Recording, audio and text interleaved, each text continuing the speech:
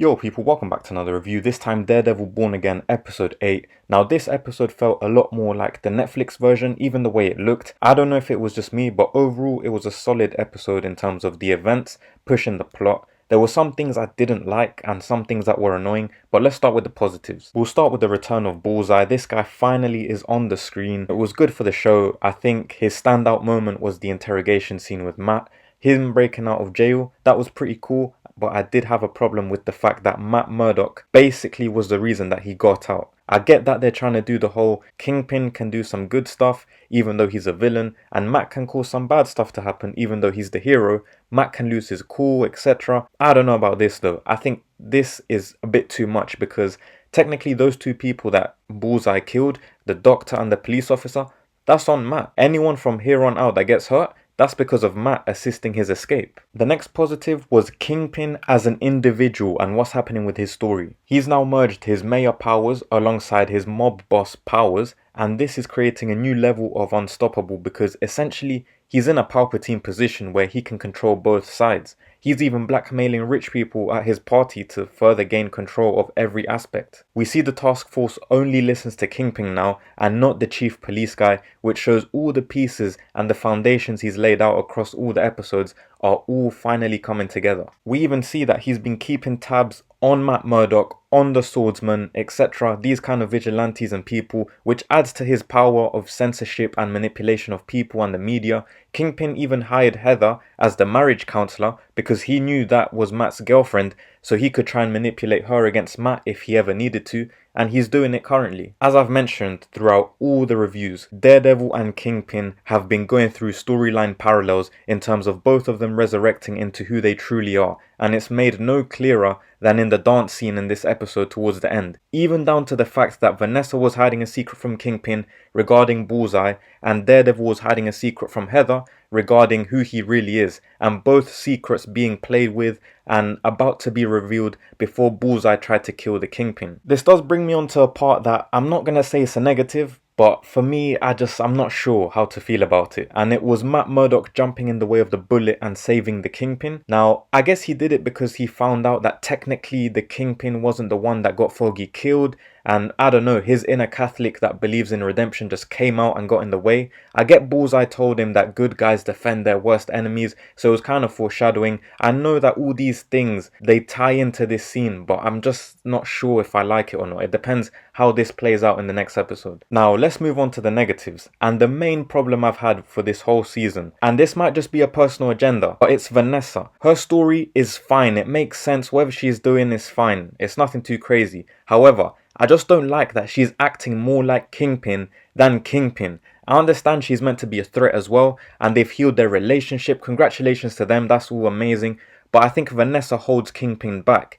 He acts like such a beta male for her, and it's just cringe. You're not the Kingpin if you're bending the knee to Vanessa. You're not the Kingpin if someone is above you and telling you what to do. The way they've written her is like she's better than him, when it should be at least 50-50 and them complementing each other with their abilities. If anything, you can do, she's in charge of the mob stuff, you're in charge of the mayor stuff, and start blending it in. But no, she literally cheated and you still took her back and she faced zero consequences. He's just happy that she shot Adam, as if that sort of pardons her sins or something. Now, here's something I don't know if they're going to tie into the last episode, into the plot, so I can't fully say if it's a negative, but it will be a negative if they don't address it next episode. But it's the fact that Kingpin has given up everything for her. He stopped trying to be a decent mayor who has partly changed his ways. I know he was lying throughout some of what he was saying, but you could see an initial change of his ways in the first few episodes. He went back to the mob boss ways for Vanessa. He even said the truth about what he did to Adam. He's been 100% transparent,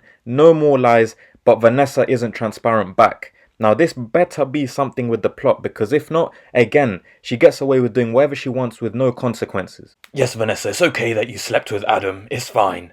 I'll just be myself. I'll get my mind wiped by Echo and losing Hawkeye. It's fine. You're just a go.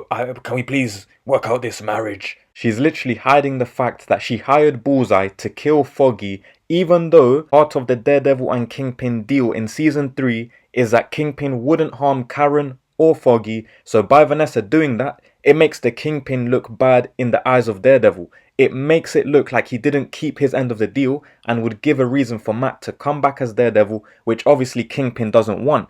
It's just very messy from Vanessa, so I don't know if this is all leading up to some potential backstabbing from her onto Kingpin. I don't know if these actions will even face consequences, because all the stuff she's done before, it hasn't. So I don't know if they're going to keep the same energy or if this is some sort of unveiling that they're going to do. Hopefully it is, but we'll wait and see. My problem is that if someone else not called Vanessa did any of this, Kingpin would shout at them, maybe even give them the Adam treatment, lock them up in a basement, no food for 3 years. Vanessa, you see, I'm not angry because it's okay. Everyone makes mistakes, you know, and that's part of life. If they dare to do that, get in the bin. Just in general, Vanessa is doing a lot of deals behind Kingpin's back. She's being messy as well with it, and Kingpin just has to take all the blame. He has to take the fall, even for things he doesn't know about, like Bullseye working with Vanessa. He nearly got killed because of Vanessa. So yeah, I hope he finds out or something has to happen, but you can't just completely ignore all of this. It would just be too random. I'm just tired of her facing no punishments for her actions. Kingpin gets lowered as a way of elevating Vanessa. This guy that has so much ego that he wants to take credit for saving the city. He literally used censorship last week to get people to believe that the task force took out Muse instead of Daredevil. That's how much ego this guy has.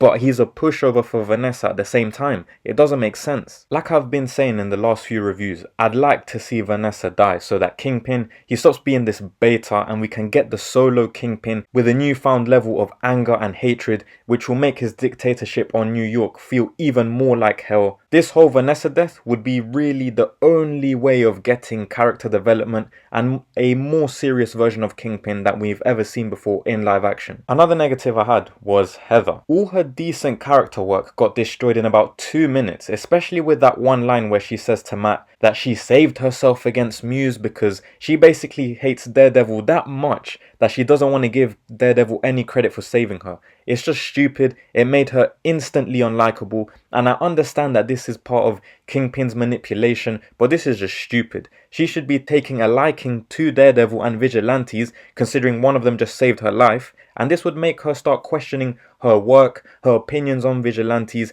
and make her realize, maybe I'm being played by Kingpin. Heading into the finale, I'm not too sure what will happen. We'll have a third party element going on because obviously Kingpin is going to be after Daredevil under the instructions of Vanessa, because Matt Murdock now knows the secret that Vanessa did in terms of taking out Foggy because he was going to win the case. If Matt Murdock starts picking up on that case, he will win, so he'll tell Kingpin, go after Daredevil. Daredevil, he'll want to get Bullseye, and Bullseye, he'll want to get to Kingpin because he thinks Kingpin is the one that wanted him dead by moving him into general population in jail, but it was Vanessa. Whether he finds out that Vanessa did it or not, that would be interesting, and I personally wouldn't mind if Bullseye killed Vanessa. And like I said, this would get us a never before seen enraged Kingpin. I personally need to see another big death in this show to wrap it up heading into season 2. It will surely end up with Kingpin winning overall in order to set up a way more tense season 2. The heroes cannot win this clean.